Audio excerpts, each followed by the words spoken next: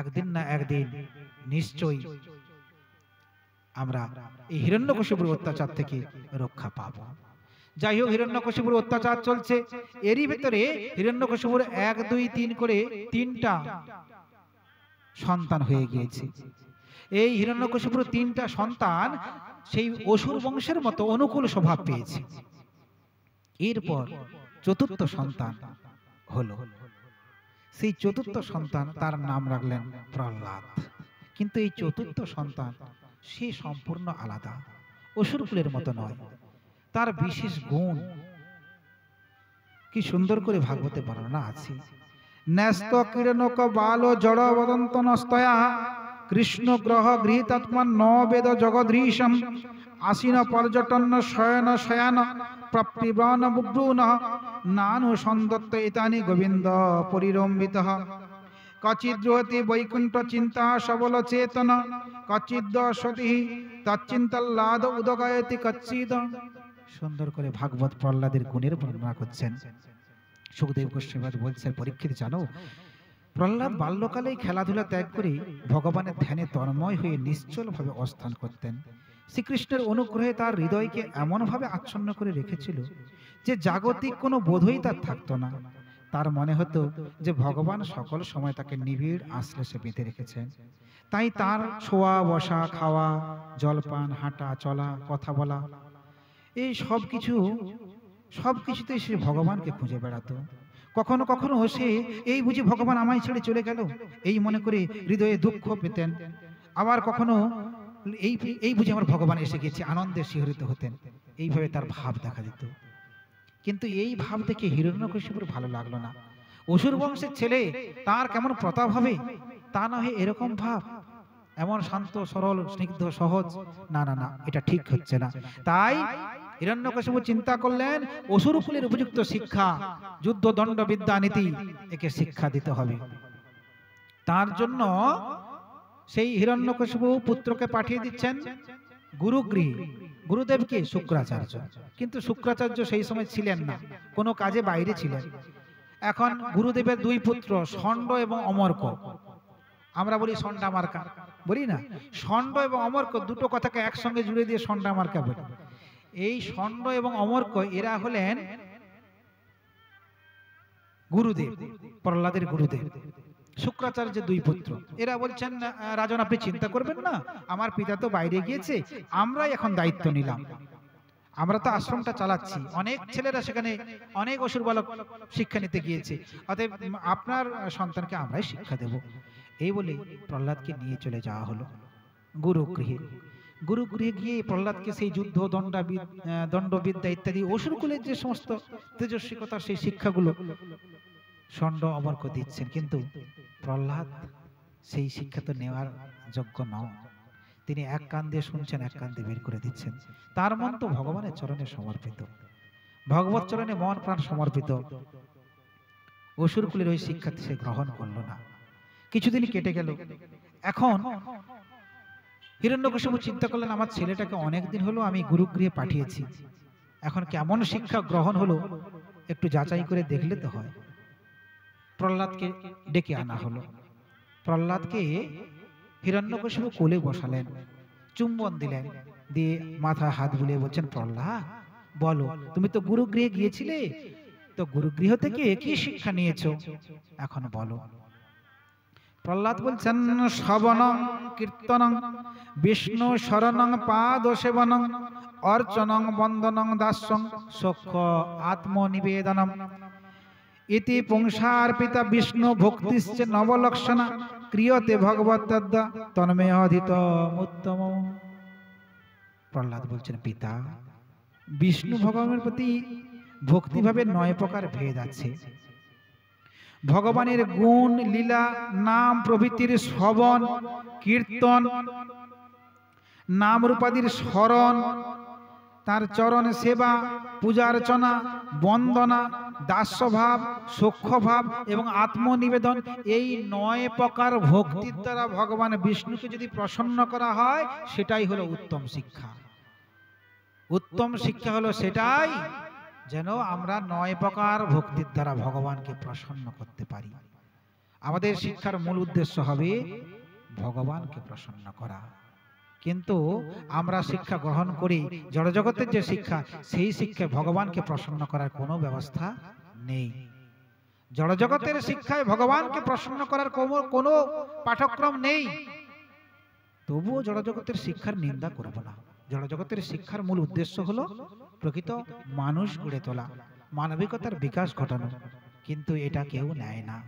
আজকালকার ছেলেমেয়েরা তারা জড়জগতের শিক্ষা গ্রহণ করে তাদের মানবিকতার বিকাশ হয় না, মনুষ্যত্বের বিকাশ হয় না, হবে না। কেন বলুন তো? না, আমরা পিতামাতাই ঠিক নেই। আমরা আমাদের ছেলে মেয়েদের স্কুল কলেজে পাঠাচ্ছি, বলছি দেখ তোকে ভালো করে পড়াশোনা করতে হবে, পড়াশোনা করে তোকে বড় চাকরি পেতে হবে। এই যে তোর পাশের বাড়ি দেখছিস, ওর থেকে আরো বড় চাকরি করে তুই দেখিয়ে দিবি জীবনে তুই কি করতে পারিস, বাড়ি গাড়ি টাকা পয়সা কোনোদিন তোর অভাব হবে না। তাহলে প্রথম থেকে যদি তাকে অর্থ রোজগারের মেশিন তৈরি করার শিক্ষা দিতে থাকি, তাহলে কি সে কখনো তার মনুষ্যত্বের বিকাশ হবে, মানবিকতার বিকাশ হবে? তার কাছ থেকে কি ভালো কিছু আশা করা যাবে? যাবে না। আমরাই তো ঢুকাচ্ছি তার কানে। তো এজন্য জড়জগতের শিক্ষা দরকার, আমাদের জীবনে চলার জন্য শিক্ষা দরকার। কিন্তু বলছেন যে প্রকৃত শিক্ষা তা হলো ভগবানকে প্রসন্ন করা, ভগবানকে ভক্তি করা। কেন? ভগবানকে ভক্তি করলে আমাদের মানব জীবনটা সফল হয়ে যাবে। এই মানব জীবনটা অনেক সাধনার দ্বারা পেয়েছি। এখন ভগবানের চরণে যদি সমর্পণ করতে পারি, তাকে ভালোবাসতে পারি, তার কৃপায় তার ধাম প্রাপ্ত হব। বারে বারে কৃমিকীট ছাগল শিগাল রূপে আসতে হবে না, বারে বারে কষ্ট যন্ত্রণা দুঃখ ভোগ করতে হবে না। পিতা, 9টা ভক্তির সাহায্যে ভগবানকে প্রসন্ন করা যায়। বলছেন কি? শ্রবণ, কীর্তন, স্মরণ, আর চরণ সেবা, পূজার্চনা, বন্দনা, দাস্যভাব, সখ্যভাব এবং আত্মনিবেদন। কিন্তু এই যে কথাগুলো বলছেন প্রহ্লাদ, এই কথাগুলো সত্য যুগে, তো এই লীলাটা সত্য যুগে। কিন্তু আমরা এখন কলিযুগের মানুষ, আমরা কিন্তু এই 9টা ভক্তি প্রত্যেকে আনতে পারবো না। 9টা ভক্তি প্রত্যেকে আমরা আমাদের জীবনে আনতে পারবো না। তাহলে এই 9টা ভক্তি যদি না নিয়ে আসতে পারি, তাহলে কি আমরা ভগবানকে প্রসন্ন করতে পারবো না? বলছেন যে না, কলিযুগের মানুষ, তোমাদের 9টা ভক্তি প্রয়োজন হবে না। এই 9টা ভক্তি অঙ্গের মধ্যে যে কোনো একটা ভক্তি অঙ্গ যাজন করলেও কিন্তু ভগবানকে পাওয়া যেতে পারে। একটা ভক্তি অঙ্গ। নববিধা ভক্তির মধ্যেই এই 9টা ভক্তিকে নববিধা ভক্তি বলা হয়। এই 9টা ভক্তির মধ্যে প্রথমে কি বললেন? শ্রবণ। তুমি কিচ্ছু করতে পারবে না, তুমি মন দিয়ে যদি শ্রবণ করতে পারো না, তাতেই ভগবান খুশি। আরে সেই শত কাজের মধ্যে, কষ্টের মধ্যে সারাদিন তার কত কষ্ট, কত পরিশ্রম হয়েছে, তার ভিতরে বসে আমার কথা শুনছে, আমার প্রতি তার যথেষ্ট শ্রদ্ধা আছে বলে তো বসছি। তাই এই যে এই শ্রবণটা করতে পারলে, তাতেই আপনি ভগবানের কৃপা পেয়ে যাবেন। শ্রবণ পারছেন না, আপনার শ্রবণের সুযোগ নেই, তাহলে শ্রবণের পরে বললেন কীর্তন। আপনি কীর্তন করুন। কীর্তন মানে খোর করতাল নিয়ে কীর্তন এরকম না, শুধু ভগবানের নামটা মুখে বলাই হলো কীর্তন। আপনি খাইতে শুইতে উঠতে বসতে যথা তথা নাম লয়, দেশ কাল নিয়ম নাহি সর্বসিদ্ধি হয়। মহাপ্রভু বলেছেন, খাইতে শুইতে উঠতে বসতে ভগবানের নাম বদনে নেন, তাতেও আপনি সমস্ত পাপ তাপ থেকে মুক্ত হয়ে ভগবানের চরণ পাবেন। একটা ভক্তি অঙ্গ যাজন করলে তাও ভগবানকে পাওয়া যায়। তো এজন্য প্রহ্লাদ বলছেন, পিতা আমি বলছি আপনি আপনার এই বিদ্বেষ ভাবটা ছেড়ে দেন, ভগবানের প্রতি বিদ্বেষ ভাব ছেড়ে দেন। আপনি ভক্তির দ্বারা ভগবানের পূজার্চনা করুন, দেখবেন মনে শান্তি পাবেন, কল্যাণ আসবে। হিরণ্যকশিপু ক্রোধান্বিত হলেন, রে পুত্র, এত বড় স্পর্ধা তোর, তুই আমাকে শিক্ষা দিচ্ছিস? এই জগতের জগদীশ্বর বলে যদি কেউ থাকে, আমি হলাম সেই জগদীশ্বর, এই ত্রিভুবনের মালিক আমি সাধনার দ্বারা এই পদ পেয়েছি, আর তুই আমাকে শিক্ষা দিতে এসেছিস? তোর মতো ছেলে থাকার থেকে না থাকাই ভালো। আমি মনে করব আমার একটা অঙ্গ ক্ষত বিক্ষত হয়েছে, ওই অঙ্গটাকে ছেঁটে দেওয়াই ভালো। তোর মৃত্যুদণ্ড দেয়া হলো। প্রহ্লাদের মৃত্যুদণ্ড ধার্য হলো। প্রহ্লাদকে মৃত্যুদণ্ড দেওয়া হচ্ছে। নানান ভাবে প্রহ্লাদের উপর অত্যাচার চলছে। উঁচু পর্বত শৃঙ্গ, সেই উঁচু পর্বত শৃঙ্গ থেকে নিচে ফেলে দেওয়া হলো। প্রহ্লাদের কিছু হলো না। ভয়ঙ্কর তীব্র স্রোতের মধ্যে প্রহ্লাদকে ফেলে দেওয়া হলো। পরের ঢেউয়ে প্রহ্লাদ আবার তীরে এসে ঠেকে গেল, তার কিচ্ছু হলো না। প্রজ্বলিত অগ্নি দাও দাও করে জ্বলছে, অগ্নির মধ্যে প্রহ্লাদকে ঠেলে দেওয়া হলো।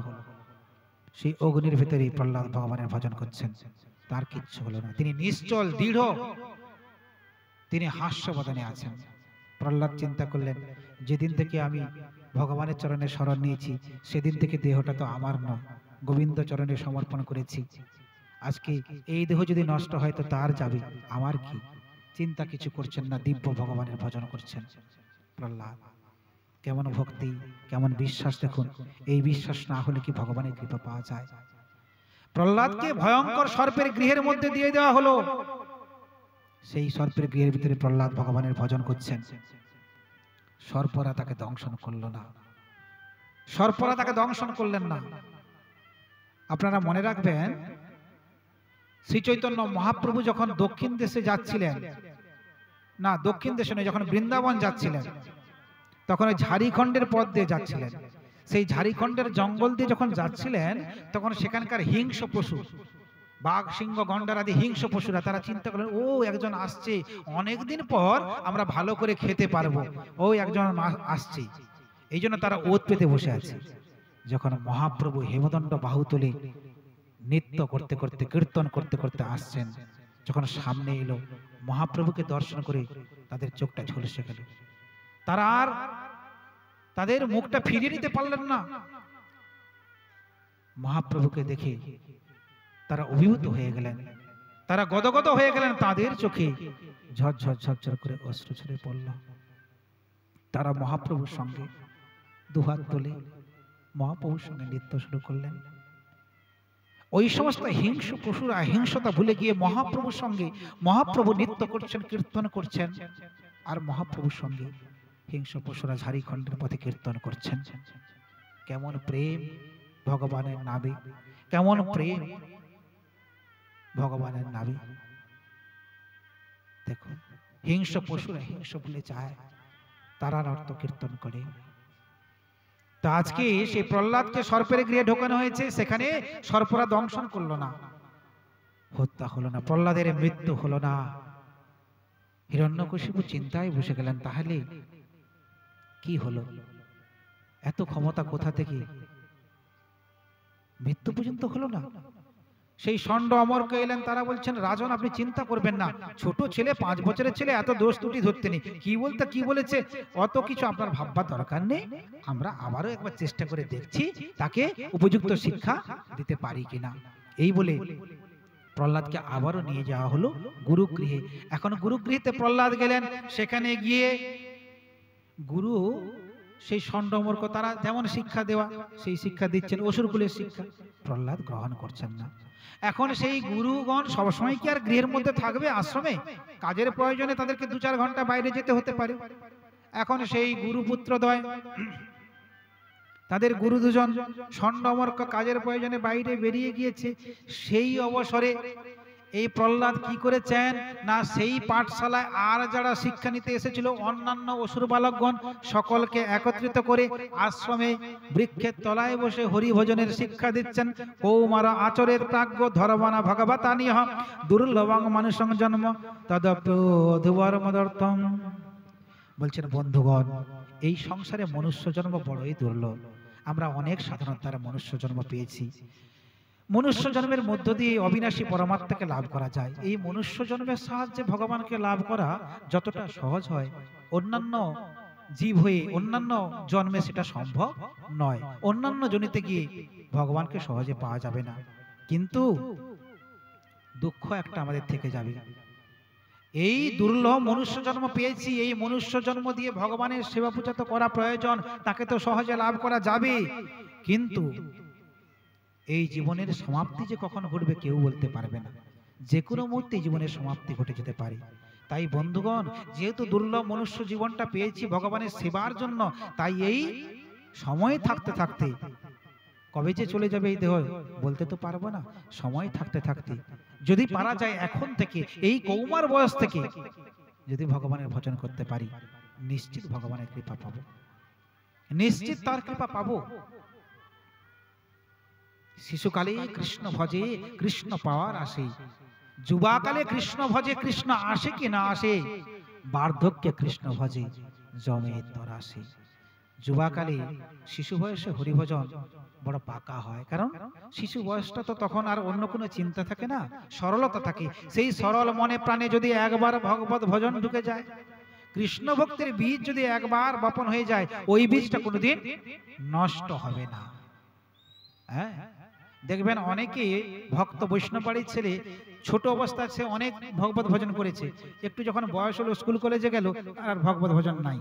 অনেকে বলবেন দূর দূর, ওই তো দেখলাম বৈষ্ণব ঘরের ছেলে, ওই তো হরি ভজন করতো, তার বাবা মা তাকে নিয়ে গেল কত তিলক কেটে কত কিছু, এখন তো সব না। চিন্তা করবেন না, নেই ঠিক কথা, এখন অসৎ সঙ্গে পড়েছে, কিন্তু ওই যে হরিভক্তির বীজটা আপনি দিয়ে রেখেছেন না, ওই বীজটা নষ্ট হবে না। একদিন না একদিন ওই সাধুগুরু বৈষ্ণবের কৃপা পেয়ে, অনুকূল আবহাওয়া পেয়ে আবার উপস্ফুটিত হবে, একদিন আবার ঠিক এই পথে এসে দাঁড়িয়ে যাবে। হরিভক্তির বীজটা কখনো নষ্ট হয় না। জড়জগতের বীজ আপনি বপন করে দেন, ঊষর মরুভূমিতে বীজ নষ্ট হয়ে যাবে, কিন্তু কৃষ্ণ ভক্তির বীজ এই অসুর এই ঊষর দেহ মরুভূমিতে যদি বপন করে দেন, এখানে নষ্ট হবে না, এখানে একদিন না একদিন অঙ্কুরিত হবে। তাই আজকে প্রহ্লাদ বলছেন যে ভগবানের ভজনই হলো এই জীবনের সার্থকতা। এটা যদি কৌমার বয়স এখন থেকে নেই, যুবাকালে ভজন করতে গেলে আমাদের ভজনে মন লাগবে না, চঞ্চলতা থাকবে। আর বার্ধক্যে ভজন করতে গেলে পারবো না, তখন জমের ভয়ে ভজন করব ঠিক কথা, কিন্তু ভজন করতে পারবো না, ভজনে মন লাগবে না, নানান রকম দেহ কষ্ট তৈরি হয়ে যাবে, দেহের পীড়া শুরু হয়ে যাবে, ভজনটা হবে না। তাই ভজন যদি করতে হয় এখন থেকে শুরু করো। নানান রকম সুন্দর সুন্দর উপদেশ দিলেন। এই উপদেশ শ্রবণ করে, প্রহ্লাদের এই উপদেশ শ্রবণ করে সেই অসুর বালকগণ আনন্দিত হলেন। তারা বলছেন, আচ্ছা তুই এত সুন্দর সুন্দর কথা বলছিস, তুই তো 5 বছরের ছেলে, আমরাও তো 5 বছরের শিশু, তুই এত কথা কোথা থেকে জানলি? আমরা জানলাম না। প্রহ্লাদ বলছেন, আমি মাতৃগর্ভ থেকে শিখে এসেছি। মাতৃগর্ভ? হ্যাঁ, আমি মায়ের গর্ভে ছিলাম। আমার মায়ের নাম ছিল কয়াধু। যখন আমার পিতা তপস্যা করতে চলে গেল মন্দার পর্বতে, তখন সেই দেবতাগণ আবার স্বর্গরাজ্য দখল করে নিল, অসুরদেরকে তাড়িয়ে দিল, আর দেবরাজ ইন্দ্র আমার মাকে ধরে নিয়ে যাচ্ছে। কেন? আমি তখন মায়ের গর্ভে ছিলাম, আমার মাকে ধরে নিয়ে যাচ্ছে কেন? না, আমি জন্ম নেওয়ার পর আমাকে হত্যা করবে, অসুর বংশের সন্তান আমি। কিন্তু হঠাৎ করে পথের মধ্যে নারদ মুনির সঙ্গে দেখা হলো। নারদ মুনি বললেন, এ কি করছো ইন্দ্র, তুমি কাকে ধরে নিয়ে যাচ্ছ? বলে, কেন? কয়াধুকে নিয়ে যাচ্ছে, হিরণ্যকশিপুর স্ত্রী, এর গর্ভে একটা সন্তান আছে, এই সন্তান অসুর হবে, আমাদেরকে শেষ করে দেবে, তার জন্য একে নিয়ে যাচ্ছি। নারদ মুনি বললেন যে না, এর গর্ভে যে সন্তান আছে ভগবত ভক্ত সন্তান আছে, চিন্তার কোনো কারণ নেই। নারদ মুনির কথা শুনে আমার মাকে ছেড়ে দিল। আমার মা নারদ মুনির সঙ্গে আশ্রমে এলেন। মুনিবর কি সুন্দর করে ভগবানের অর্চনা করেন, সেই কাজে আমার মা সহায়তা করেন। কি সুন্দর করে নারদ মুনি ভগবানের কথা বলেন, আর সেই কথাগুলো আমার মা মন দিয়ে শ্রবণ করে, আর আমি মায়ের গর্ভে বসে বসে সেই হরি কথা শ্রবণ করি। আর কি সুন্দর ভগবানকে ভোগ লাগায়, সেই ভগবানের ভোগ প্রসাদ, সেই প্রসাদ সেবা করে নারদ মুনি, সেই প্রসাদের উচ্ছিষ্ট মাকে দেয়, মা সেবা করে, সেই মায়ের গর্ভে বসে আমি সেবা করি। তাই আমি সেই ভগবত প্রসাদ সেবা, ভগবানের কথা আমার মায়ের কর্ণ দিয়ে ভেতরে যেত, আমি শ্রবণ করতাম, শ্রবণ করে এই সংস্কার নিয়ে পৃথিবীতে এসেছি। কি শিক্ষা দিচ্ছেন প্রহ্লাদ? বলছেন, জগতের জীব জেনে নাও, মাতৃগর্ভে যখন সন্তান থাকে তখন মা যেমন যেমন আচরণ করে তার সন্তানটা সেই রকম সংস্কার পায়। মাটি ভালো না হলে ফসল ভালো হবে না, মাটিকে ভালো হতে হবে, মাটিকে ভালো হওয়া চাই। মা যদি ভালো হয় তার সন্তান ভালো হবে।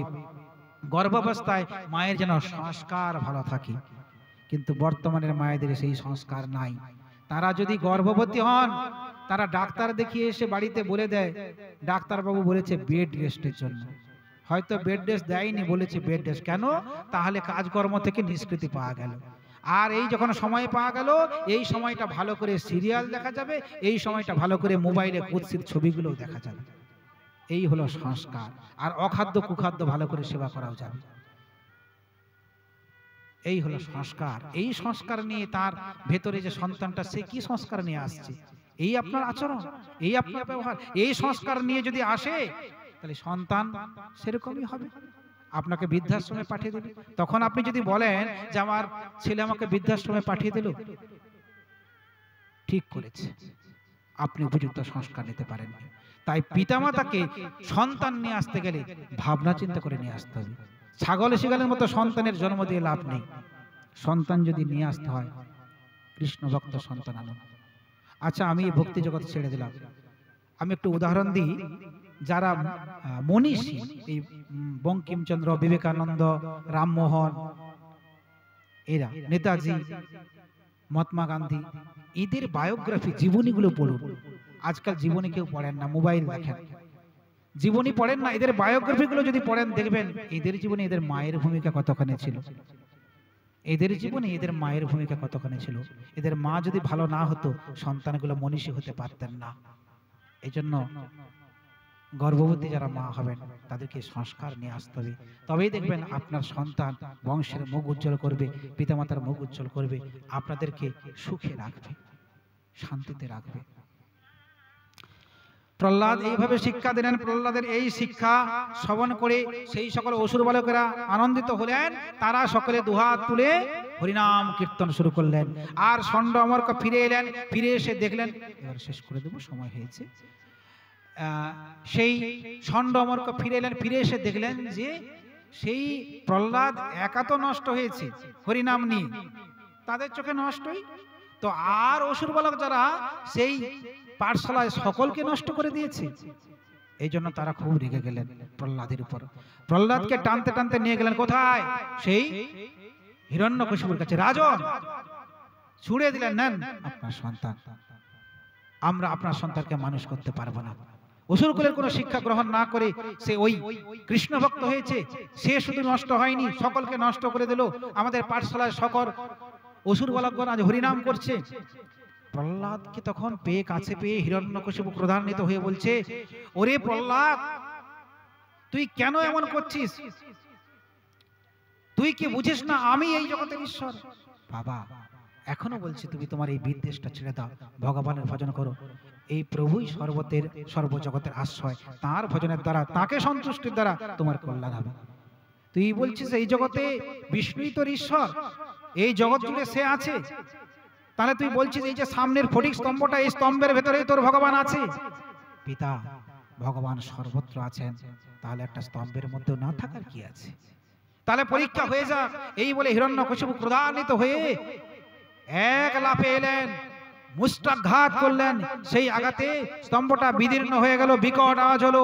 আর স্তম্ভের ভেতর থেকে নরসিংহ ভগবান, অর্ধেকটা নরের মতো অর্ধেকটা সিংহের মতো নরসিংহ ভগবান প্রকটিত হয়ে গেলেন। বলিয়ে নরসিংহ ভগবান কি, বলিয়ে ভক্তবৎসল ভগবান কি, বলিয়ে প্রহ্লাদ মহারাজ কি জয় জয় শ্রী রাধে।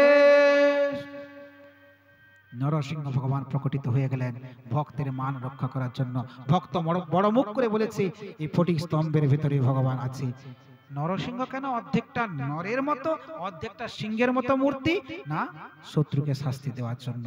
হিরণ্যকশিপুকে জঙ্ঘার উপরে বসালেন, ছপ করে ধরে জঙ্ঘার উপরে, জাঙের উপরে বসিয়ে বলছেন, হিরণ্যকশিপু জেনে নাও, তুমি ব্রহ্মার কাছে বর চেয়েছিলে, দিনেও মরবে না, রাত্রেও মরবে না। দেখো এখন দিনও নয়, রাত্রিও নয়, গোধূলি লগ্ন। তুমি বর চেয়েছিলে ঘরের বাইরেও মরবে না, ভেতরেও মরবে না। দেখো আমি ঘরের চৌকাঠে তোমাকে উঠানে ধরেছি।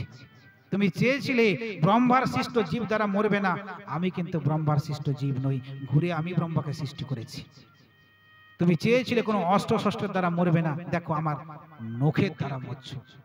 তুমি চেয়েছিলে আকাশে মরবে না, পাতালে মরবে না, ধরিত্রীর উপর না, তুমি আমার জঙ্ঘার উপর মরছো। এই বলে বক্ষটা বিদীর্ণ করে দিলেন। হিরণ্যকশিপু মারা গেলেন। প্রহ্লাদ তখন আস্তে আস্তে নরসিংহ ভগবানের চরণে এলেন। হিরণ্যকশিপুকে ফেলে দিয়ে প্রহ্লাদকে কোলে তুলে নিলেন, চুম্বন করলেন, মাথায় হাত বুলিয়ে দিলেন। আকাশ থেকে পুষ্পবৃষ্টি হলো। দেবতাগণ, কিন্নরগণ, গন্ধর্বগণ তারা পুষ্পবৃষ্টি করলেন, ভগবানের স্তব স্তুতি করলেন। এখন সেই ভগবান প্রহ্লাদের মাথায় হাত বুলিয়ে বলছে, প্রহ্লাদ দেখো, তোমার মতো ভক্তের মান রক্ষা করার জন্য এসেছি। এখন বলো তুমি কি বর চাও? আমি বর দেওয়ার জন্য এসেছি, তোমার ইচ্ছা মতো তুমি বর চেয়ে নাও। প্রহ্লাদ বর চাইছেন, যদি রাশিসমে কামানা বরতাংস্তব বরদর্শব কামাং ঋদ্ধ সংহরং ভবন্তু বৃণে বরম ইন্দ্রিয়ানি মন প্রাণ আত্মা ধর্ম ধিতির্মতি শ্রী তেজ স্মৃতি ছত্তং যস্য নশ্বন্তি জন্মনা। হে বরদানের শিরোমণিনাথ, যদি আপনি বরদানে ইচ্ছুক হন, তাহলে কোনোভাবে কখনো যেন আমার হৃদয়ে কামনার বীজ অঙ্কুরিত না হয়, কোনো কামনা বাসনার বীজটাই যেন অঙ্কুরিত না হয়। প্রভু, তোমাকে পেয়ে আর কোনো চাওয়া পাওয়া থাকতে পারে না। তোমাকে পেয়েছি, এটাই শেষ কথা। আমার যেন জড় জগতের কোনো কামনা বাসনা না থাকে, কামনা বাসনার বীজটাই নষ্ট হয়ে যায়। কারণ এই কামনা বাসনা মনকে মলিন করে দেয়। দেহ, ইন্দ্রিয়, মন, ধর্ম, ধৈর্য, বুদ্ধি, লজ্জা সব নষ্ট হয়ে যায় কামনা বাসনার পাল্লায় পড়ে। তাই প্রভু, কামনা বাসনা যেন নষ্ট হয়ে যায়। এখন ভগবান বলছেন, তুমি তো কিছু চাইলে না, তোমার মতো ভক্ত যারা কিছু চায় না, কিন্তু না দিতে পারলে আমার চেয়ে বড় কষ্ট হয়, আমি তোমাকে দিলাম। নৈকান্তিমে মে মই জাতি হাসিস আশা সহিত উচ্চ ভবদ্দিদাহা অথাপি মন্নন্তের দত্র দৈত্যেশ্বরান ভোগ শ্রী ভোগান। নৃসিংহদেব বললেন, হে প্রহ্লাদ, তোমার মতো একান্ত ভক্ত ইহলোকে পরলোকে কোনো কিছু চায় না, তথাপি আমি তোমাকে বর দিলাম, তুমি এক মন অন্তরকাল রাজত্ব করো, রাজসুখ ভোগ করো, তোমার কোনো দেহ পীড়া, কোনো কষ্ট দুঃখ থাকবে না, জ্বালা যন্ত্রণা রোগ ব্যাধি থাকবে না। এই এক মন অন্তরকাল রাজত্ব করার পর অন্তে আমার চরণ তো পাবেই পাবে। তাহলে দেখুন, ভগবানের কাছে চাইতে হয় না, ভগবান সবই জানেন। আপনাকে চাইতে লাগবে না, সে দুহাত ভরে দিয়ে দেবেন, আপনি শুধু তাকে ডাকুন। ভাবতে বসে ভাবছো যারে, তুমি ভাববার কি? তোমার ভাবনা ভাবছেন তিনি, তুমি ভাবো তাহাকে, তুমি তাকে ভাবো, সে তোমাকে ভাববে। তো এইভাবে বর দিয়ে প্রহ্লাদ ওখান থেকে নরসিংহ ভগবান অন্তরিত হলেন। প্রহ্লাদ ফিরে এলেন, ফিরে এসে রাজা হলেন, রাজত্ব করলেন, এক মন্বন্তরকাল রাজত্ব করলেন, শেষে ভগবানের চরণ প্রাপ্ত হলেন। এই হলো প্রহ্লাদ মহারাজের কথা, হিরণ্যকশিপুর কথা তথা নরসিংহ ভগবানের সুন্দর কথা। তো এই সুন্দর কথা এতক্ষণ ধরে সুখদেব গোস্বামী পরীক্ষিত মহারাজকে শ্রবণ করলেন, সেই কথা আপনারাও কিঞ্চিত শ্রবণ করলেন। আজকে হরিকথা এখানেই বিশ্রাম ঘোষণা করছি।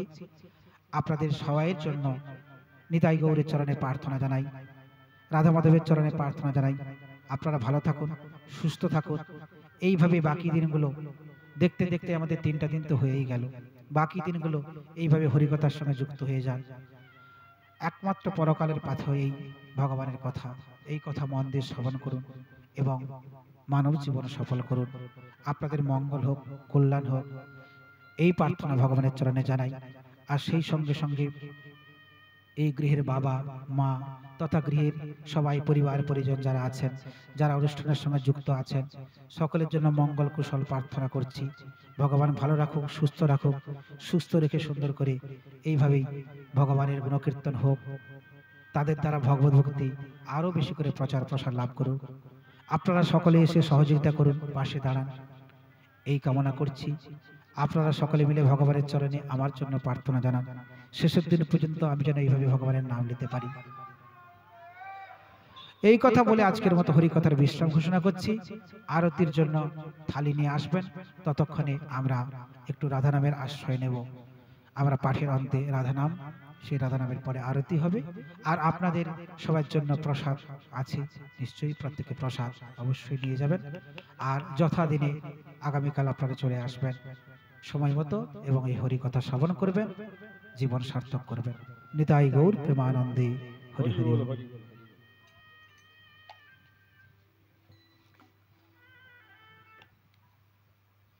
হরে কৃষ্ণ, জয় রাধে, জয় শ্রী রাধে রাধে, হরে কৃষ্ণ।